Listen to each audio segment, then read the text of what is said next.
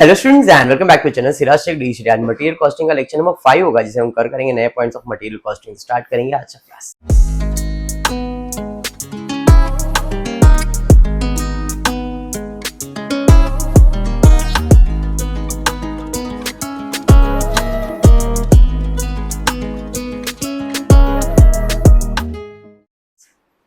चलिए आज ईओक्यू का लास्ट टाइप रहेगा, मतलब टेबल मेथड। ऐसा कोई टाइप नहीं है, खाली इसको टेबल में प्रेजेंटेशन देने का। अब इधर होगा क्या इसके अंदर, तो आपको मैंने अभी बताया था ईओक्यू में करते क्या हो। क्या करते हो ईओक्यू में, आप लोग बताओ जरा। हम लोग ईओक्यू में करते क्या है, ईओक्यू में फाइंड करते हैं कि एक बार में कितना यूनिट ऑर्डर करना चाहिए। बराबर है। अगर आप ईओक्यू नहीं करो तो आप आपके हिसाब से ऑर्डर करोगे, भाई 200 यूनिट ऑर्डर करते, अरे 300 यूनिट ऑर्डर करे, अरे 500 यूनिट ऑर्डर करते। बराबर। तो अब जो सम आप करने वाले हो उसके अंदर यही होने वाला है कि आपको डायरेक्टली ऑप्शन दे देंगे, मैं अगर 200 यूनिट ऑर्डर किया, 300 यूनिट ऑर्डर किया, 400 यूनिट ऑर्डर किया, 500 यूनिट, तो उसमें से कौन सा बेस्ट अल्टरनेटिव है। 200 यूनिट ऑर्डर करना बेस्ट है, 300 ऑर्डर करना बेस्ट है, या ईओक्यू का यूनिट ऑर्डर करना बेस्ट है, या जो भी है। तो ऐसे अपने को अलग अलग ऑप्शंस देंगे और उसमें से जो बेस्ट ऑप्शन रहेगा वो ऑप्शन को अपने को सिलेक्ट करना है। करना उधर भी वही है, ईओक्यू यानी कि यूनिट फाइंड करना है। नंबर ऑफ ऑर्डर नहीं मिलेगा, नंबर ऑफ ऑर्डर मिलेगा तो ऑर्डर कॉस्ट मिलेगा, ऑर्डर कॉस्ट मिलेगा, कैरिंग कॉस्ट मिलेगा, सबको प्लस करेंगे, कौन सा बेस्ट अल्टरनेटिव रहेगा वो सिलेक्ट करना है। समझा। ये एक टेबल मेथड जो आप ईओक्यू में सिंगल कर रहे थे, इधर बहुत सारे ऑप्शंस करने वाले हैं। क्लियर हुआ ये। चलिए देखते क्वेश्चन दिया क्या गया है। From the following information calculate EOQ by using formula and tabulation method। मतलब क्वेश्चन में क्लियर बोला है ईओक्यू फाइंड करो कौन से मेथड से, फॉर्मूला मेथड से भी और टेबल टैबुलेशन मेथड से भी। एनुअल रिक्वायरमेंट मतलब एनुअल कंजम्पशन दिया है 6400 यूनिट का, ऑर्डरिंग कॉस्ट दिया है, कैरिंग कॉस्ट दिया है, पर यूनिट प्राइस मतलब परचेज प्राइस दिया है। क्वेश्चन में दिया है the firm can procure inventory in various lots such as, firm अपने हिसाब से भी ऑर्डर कर सकता है, सच एज 6400 एक ही बार में मंगा लेगा, 3200 यूनिट का ऑर्डर कर सकता है, 1600 यूनिट का ऑर्डर कर सकता है, 800 कर सकता है, 400 कर सकता है, 200 यूनिट कर सकता है, या 100 यूनिट। तो ये अलग अलग ऑप्शंस है, हमको बेस्ट ऑप्शन उसको सिलेक्ट करके देना है। कौन से मेथड में, टैबुलेशन मेथड में। उसके अलावा अपने को ईओक्यू फाइंड करना है कौन से मेथड से, फॉर्मूला मेथड से। ठीक है, तो फॉर्मूला क्या है ईओक्यू का, बताओ जरा। 2 times of AC OC CC, मतलब 2 टाइम्स ऑफ अंडर रूट के अंदर है, तो under root of 2 times of AC OC CC. AC annual consumption, OC 100, carrying cost 8। समझ में आ गया। तो करो कितना आ रहा है बताओ, 400 हो गया, पहला ईओक्यू मिल गया। समझा, हाँ या नहीं। अब इसी चीज को टेबल के फॉर्म में कितने ऑप्शंस दिए, 1 से लेके 7 तक ऑप्शंस दिए, तो पर्टिकुलर 7 ऑप्शन मैंने रेडी किया। क्या ये 7 ऑप्शन में एनुअल कंजम्पशन बदलने वाला है? ये क्या बता रहा ऑप्शन में कि हम 6400 यूनिट का ऑर्डर करेंगे, हम 3200 यूनिट ऑर्डर करेंगे, हम 1600, एक बार में कितना यूनिट ऑर्डर करेंगे वो दिया है। बट क्या आपका एनुअल कंजम्पशन बदलेगा क्या? तो मेरा एनुअल कंजम्पशन कितना रहेगा, कोई भी ऑप्शन हो, एनुअल कंजम्पशन सब में 6400 ही रहेगा, है या नहीं। ऑर्डरिंग कॉस्ट बदलेगा क्या, ऑर्डर कॉस्ट बदलेगा क्या? ऑर्डर कॉस्ट कितना है, तो ऑर्डर कॉस्ट सब में 100 रुपए रहेगा। कैरिंग कॉस्ट बदलेगा क्या? हाँ, क्यों बदलेगा कैरिंग कॉस्ट? बोला है कैरिंग कॉस्ट बदलेगा, ऐसा कुछ है क्या? तो कैरिंग कॉस्ट भी सब में सेम रहेगा, है या नहीं। तो क्या सर क्या बदलेगा, जब एनुअल कंजम्पशन सेम है, ऑर्डर कॉस्ट सेम है, कैरिंग कॉस्ट, तो क्या बदलेगा? अरे बदलेगा नंबर ऑफ ऑर्डर। क्यों? यहां पे आप 400 यूनिट ऑर्डर करोगे तो इधर कुछ और ऑर्डर रहेगा। इधर 6400 कितना यूनिट ऑर्डर करने वाले हो, पहले बार में 6400, दूसरे ऑप्शन में 3200, 1600, 800, 400, 200, 100, अलग अलग यूनिट्स का ऑर्डर करने वाले हो। तो इससे मैं पहले फाइंड कर लेता हूं नंबर ऑफ ऑर्डर। क्या फाइंड कर लेता हूं, नंबर ऑफ ऑर्डर। और नंबर ऑफ ऑर्डर का फॉर्मूला क्या है, एसी अपॉन ईओक्यू। अब ईओक्यू मतलब यूनिट्स, तो अगर वो 6400 का कंजम्पशन है और वो ऑर्डर 6400 ही कर रहा है तो कितनी बार ऑर्डर करेगा?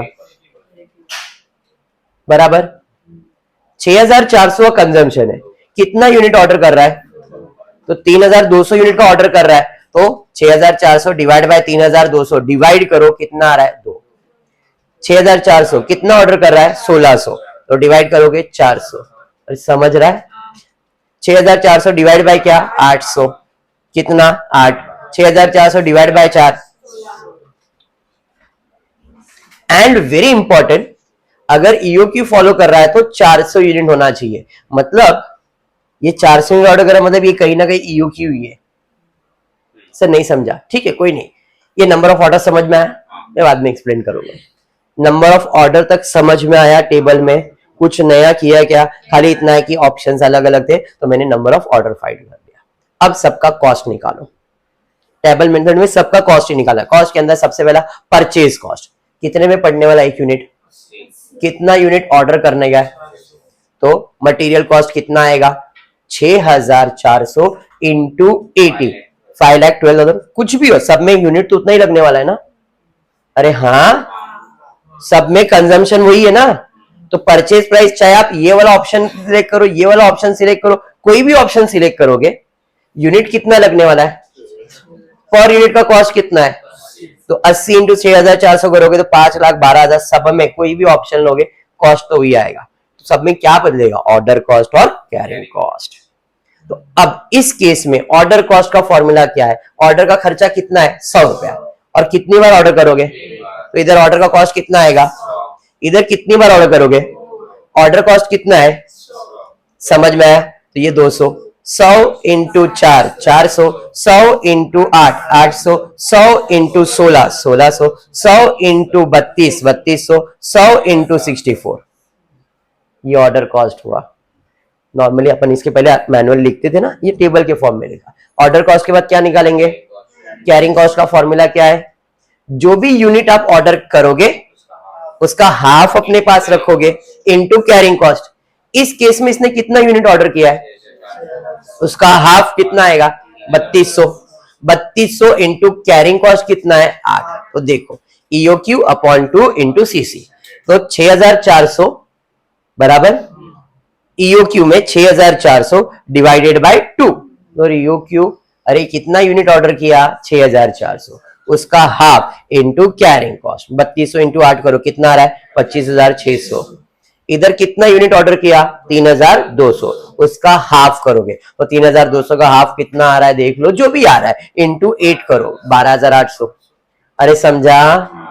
कितना यूनिट? 1600, उसका हाफ कितना? 8, 6,400। 800 का हाफ 400 इंटू 8 3200, 400 का हाफ 200, 200 इंटू 8 1600 बराबर। क्लियर है? अब रिलेशन मैंने पहले बताया था, इनवर्स रिलेशन होता है। ऑर्डर कॉस्ट कितना है? 100, तो कैरिंग कॉस्ट कितना है? 25,000। ऑर्डर कॉस्ट बढ़ा, कैरिंग कॉस्ट कम हुआ, बढ़ा कम हुआ, ये बढ़ रहा है कम होते जा रहा है, सेम हो गया, क्योंकि ईओक्यू है यहाँ पे। ईओक्यू के हिसाब से 400 यूनिट ऑर्डर करना चाहिए, और अगर वो 400 का ऑप्शन फॉलो कर रहा है तो देखो सेम आ रहा है, बराबर। फिर ऑर्डर कॉस्ट बढ़ रहा है, कैरिंग कॉस्ट कम हो रहा है, ऑर्डर कॉस्ट बढ़ रहा है, कैरिंग कॉस्ट, मैंने पहले बताया था ये बात। और ईओक्यू क्या करता है? दोनों को इक्वल करता है। समझाइए? तो टेबल मेथड में कुछ नहीं है, खाली अलग अलग ऑप्शंस है, तो अलग अलग ऑप्शन से इसको सॉल्व करते हैं। आता क्या?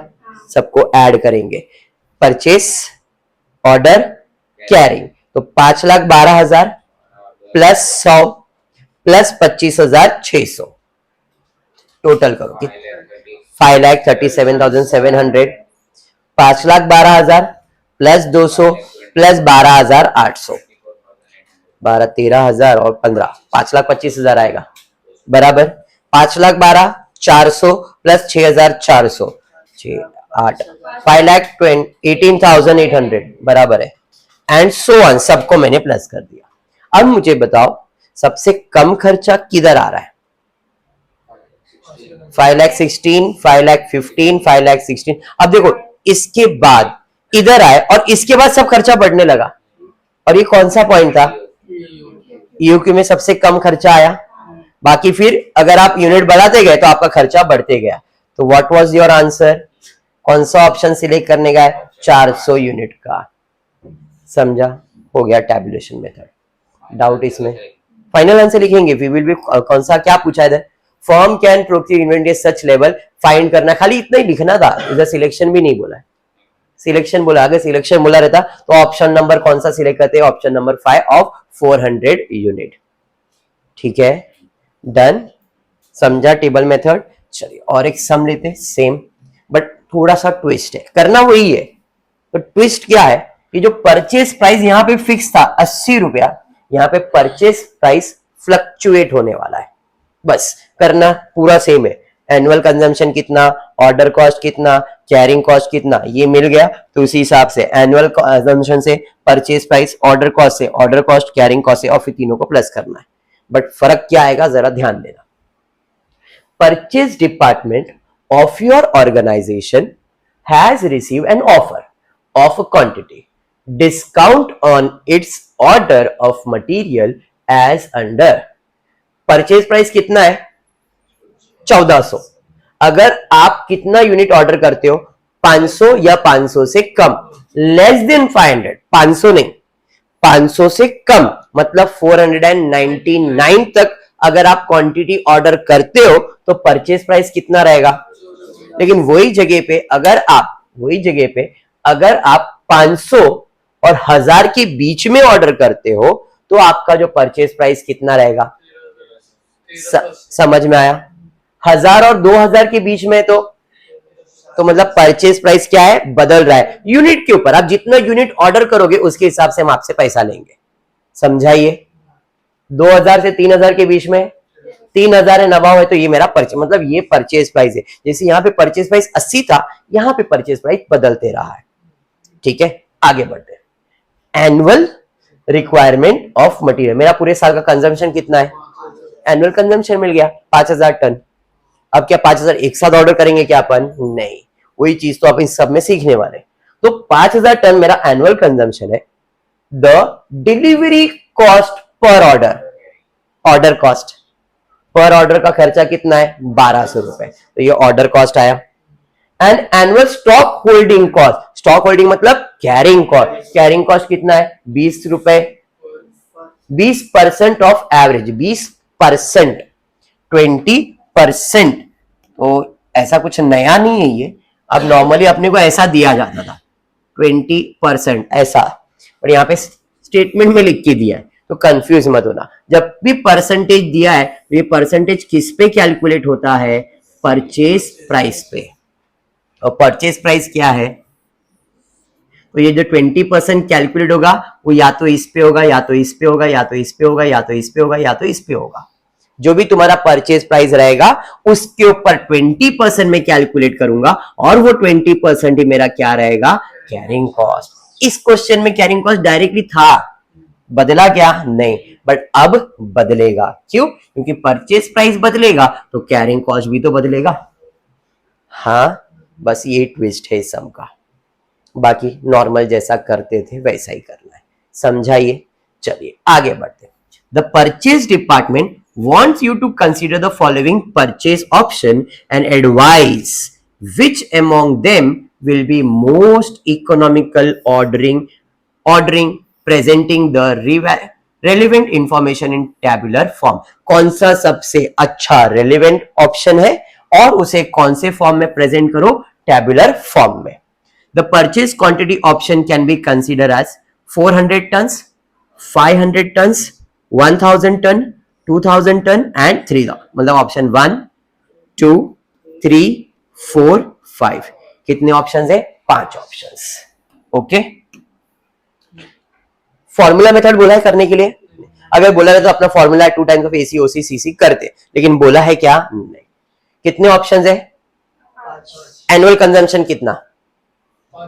वेरी गुड, एनुअल कंजम्पशन सब में 5000। ऑर्डरिंग कॉस्ट कितना?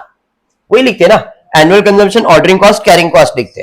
तो एनुअल कंजम्पशन लिखा, ऑर्डरिंग कॉस्ट कितना? सब में सेम रहेगा, बट कैरिंग कॉस्ट तो बदलेगा। और कैरिंग कॉस्ट क्यों बदलेगा? क्योंकि परचेज प्राइस बदलेगा, और परचेज प्राइस बदलेगा वो कैसे पता चलेगा? वो पता चलेगा आपने कितना यूनिट ऑर्डर किया है। तो अब कैरिंग कॉस्ट लिखने से पहले मैं लिख देता हूं यहां पे यूनिट्स। भाई पहली बार में कितना यूनिट ऑर्डर किया, फिर 500, फिर 1000, फिर 2000 और 3000। अगर मैं 400 यूनिट ऑर्डर करता हूं तो मेरा परचेज प्राइस क्या रहेगा, ये 400 यूनिट के लिए प्राइस रहेगा, हाँ या नहीं। अब क्योंकि परचेज प्राइस ये है तो कैरिंग कॉस्ट 20% इसका रहेगा, हाँ या नहीं, बराबर। तो यहां पे कैरिंग कॉस्ट कितना रहेगा, 1400 का 20%। 1400 का 20% कितना आ रहा है, देखो जरा, समझा समझा, कितना यूनिट ऑर्डर किया है, ये लेस देन 500 है और ये 500 से लेके 1000, मतलब अब परचेज प्राइस क्या हो जाएगा, तो 1380 का कितना परसेंट, तो निकालो 20% कितना, समझ में आया। बस अगर ये समझ गया है मैं गारंटी देता हूं ईओक्यू खत्म, अच्छे से समझ गया है तो प्रैक्टिस, मैं तो समझा रहा हूं, तुम प्रैक्टिस नहीं करोगे तो कुछ नहीं कर पाऊंगा मैं, ठीक है। चलिए नेक्स्ट, कितना यूनिट ऑर्डर किया है, तो सर 1000 इधर है, नहीं, लेस देन 1000 मतलब 999, 1000 इधर आएगा।